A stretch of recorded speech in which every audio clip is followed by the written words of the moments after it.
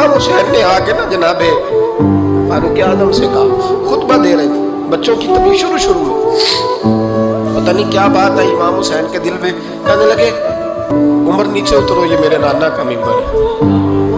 कभी मेरा भी बच्चा आ जाए तो मैं कहता हूँ इसको पकड़ो यार,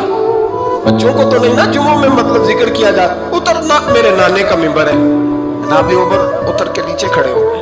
तो कहा जा जाके अपने नाने के मिंबर पे बैठ। तो हजरत उमर रो पड़े, कहने लगे शहजादे मेरे नाने का मिंबर ही कोई नहीं, ये मिंबर ये मुसल्ले ये तेरे नाने की शान है।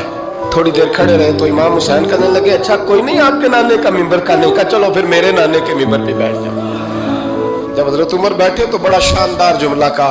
फरमाने लगे, मैं मिंबर पर मर्जी से नहीं बैठा था, मुझे अबू बकर ने बिठाया था,